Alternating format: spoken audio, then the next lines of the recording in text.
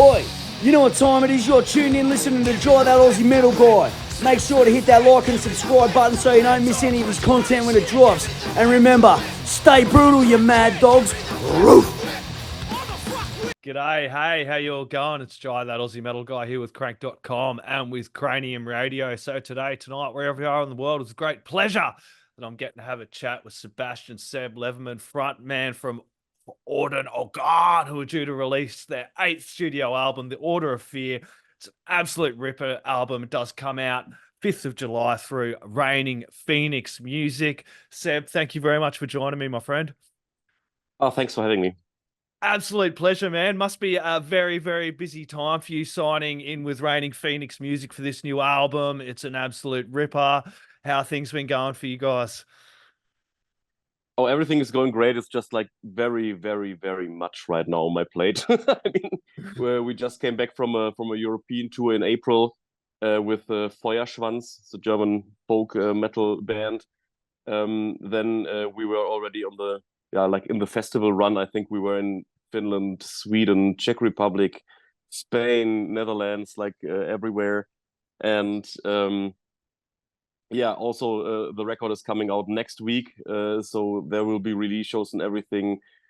A lot of interviews in between. And by the way, I've been moving like privately, and this is like the things where you think, okay, I will just like pack the stuff in 2 boxes and move from one house to another. But no, it's always so much more. So this last weekend, it was like, I don't know, like 4 hours of sleep each night or something. So I'm slowly recovering now. Yeah.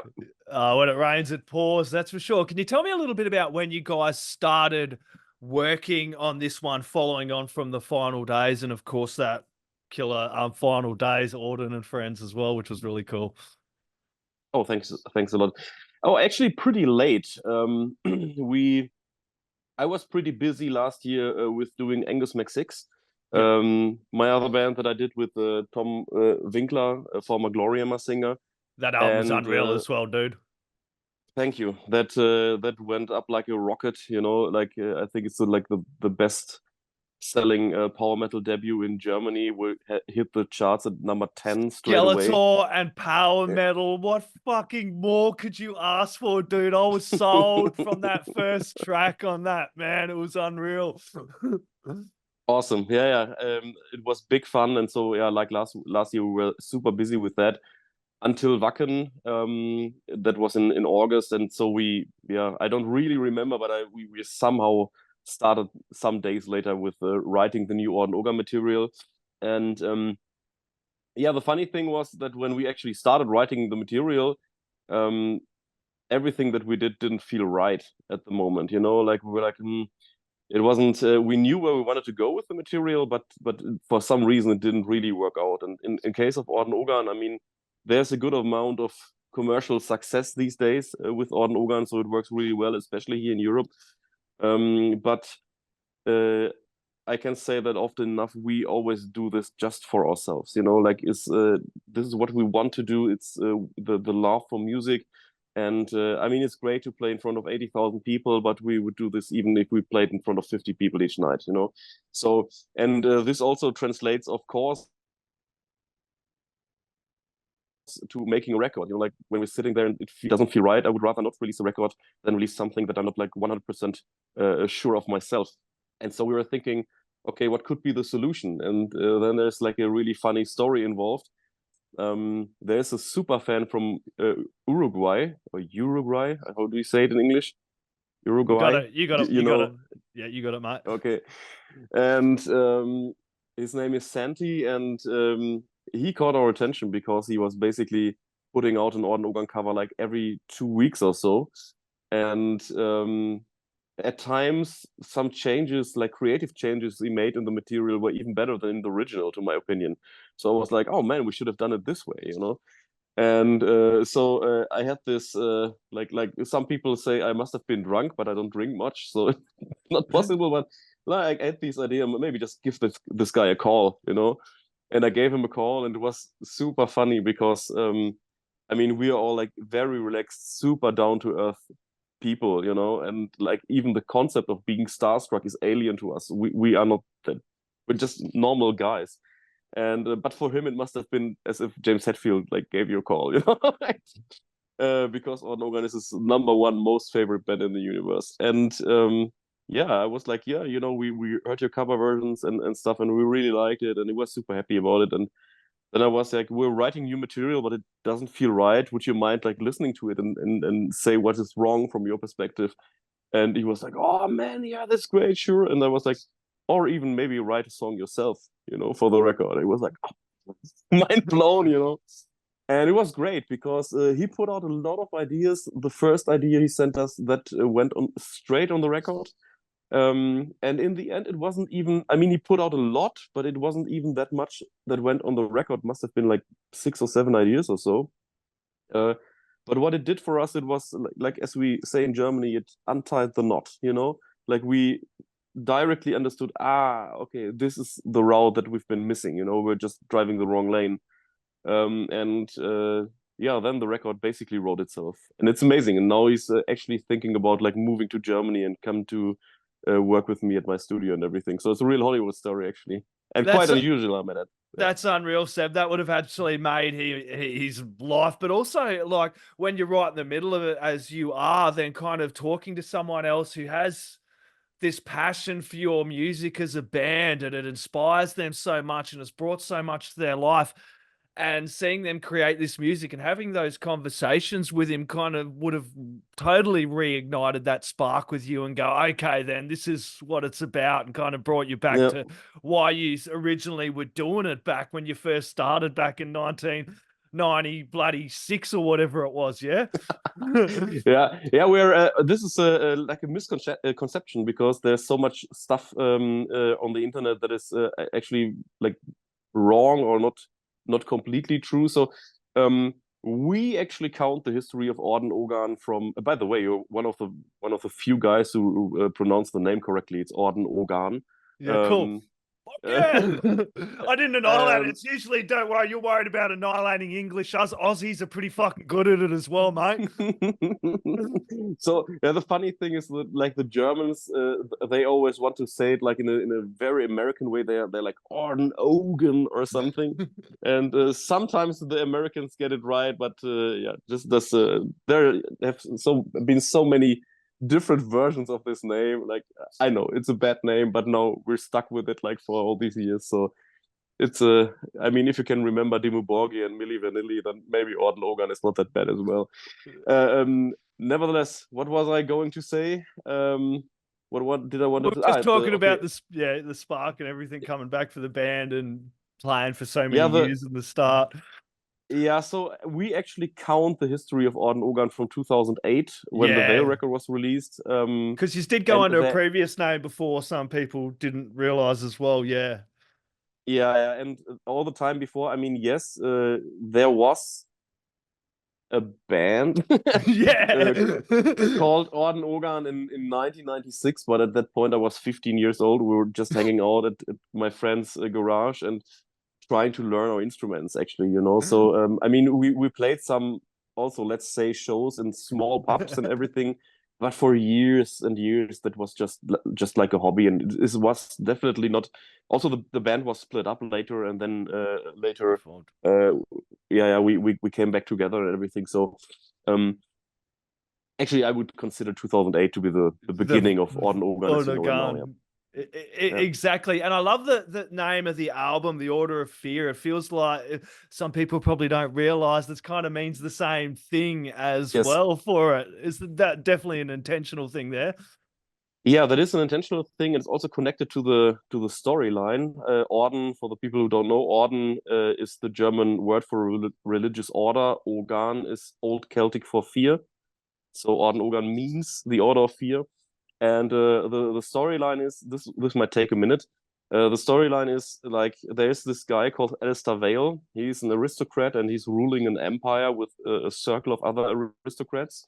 But there's a lot of bad stuff going on, corruption and everything, like really bad stuff actually. And so he decides for the greater good to destroy the circle so that something like democracy can have a chance. This is the beginning of the storyline of the Veil record in 2008. Unfortunately, the only thing that happens is like the continent falls to total anarchy. And also he gets cursed by one of the other guys, and the curse basically says or means whatever, that he has to keep walking forevermore. He cannot rest or cannot stay at one place for a very long time, though that is unspecified. So could be a day or two that he stays in the same place, but he cannot like live in a house or something or in a city or can stay there. He has to keep moving all the time. And what makes it even worse is that everything that he leaves behind somehow decays or dies behind him. So people don't necessarily have to die, but something really bad is going to happen.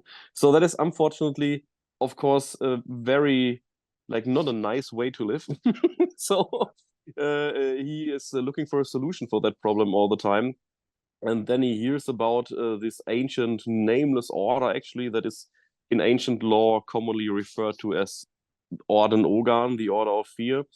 And he looks for these guys and he finds them the first time in 2015 on the Ravenhead record, where he has to do a lot of bad stuff for some information, and the only information by the end is pretty depressing, like all of our stories, pretty dark and pretty depressing. So the only information he gets is, yeah, you have to find the eldest of our order. We cannot help you here because the curse is so strong. You have to find the other guy. So he's keep on going like through Gunman and Final Days in 2017 and 2021, and now he finally meets the eldest of the Order of Fear, and he tells him, you have to do something that is even worse than what was done to you to break the curse. And this is like shedding the blood of one true friend in the moonlight. And there's just one guy who follows him since Eastern Hope, the record in 2010, who could be considered a friend. His name is Abel. And then you got this philosophical question about the good of many versus the good of one.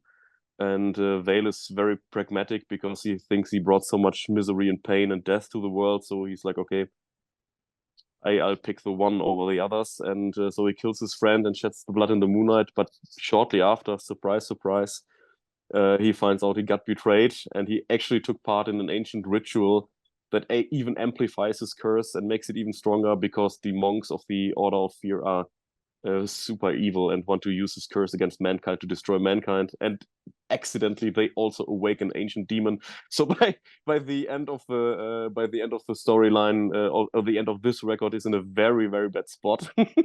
Nice. So we'll see what happens on the next one. Yeah, I love the continuing story of Alistair Vale. He's a great character and a really good protagonist. And it must be fun kind of creating these stories and these tracks around it. Can you tell me a little bit about the first single that just released off it, My Worst Enemy? Because that's a killer track, man.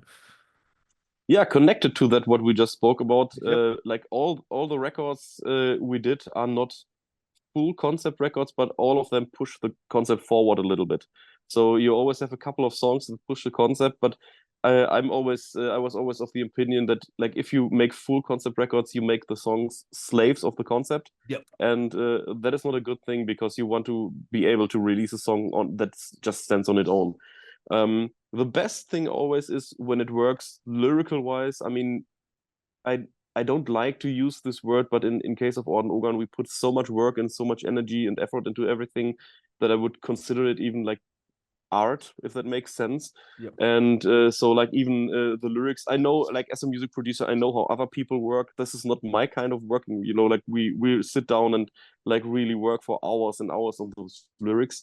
And the best thing is always when it happens with a song like Fever or My Worst Enemy, that you can read the lyrics on two different levels of meaning. Like you can read this as a self-reflection of Alistair Vale in the context of what I just told you. But obviously you have like the obvious layer that is a song about depression, anxiety, and how to deal with it, and having the feeling that whatever you do, you're always wrong. Yep. And this really, we really made an impact there, because it is really connected with people.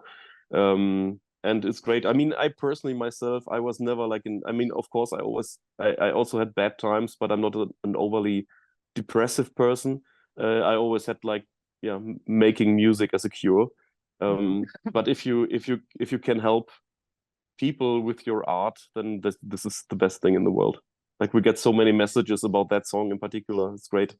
Exactly, because it is our worst enemy, our mind, and it's amazing. Like tracks like this make you think about that, but it's also like uplifting. Like I listen to it and I'm Yep. like, yeah, sometimes my own worst enemy is my mind. I've got to be a bit stronger in my mind as well and kind of be a little more positive. It's something I definitely battled a lot with last year and it kind of helped me out. It was amazing. I was like battling stage 4 bowel cancer last year, Seb, and I was Oh, in okay. and all through it all, I just kept pushing it all in my mind. It was like, you know what I mean? Kind of where this track is my worst enemy. If you kind of give into those thoughts sometimes, it's amazing the strength of the mind if you kind of push yourself out of Yep. those dark points and kind of be as positive as you can and try and find those moments to be positive about. And you were talking about art, dude. I'm going to quickly share it. Hopefully it's not annoying. I haven't got a great deal of time. But the artwork, man, you got Dan doing the artwork again for this one. Order of Fear cover is an absolute ripper. There you go, people. That's what you're looking for when you're going to buy an album. It's amazing. It's amazing. So we've been working with Andreas Marshall for all these years, like Veil 2008 till Gunman in 2017, and Andreas is a great artist. Yep.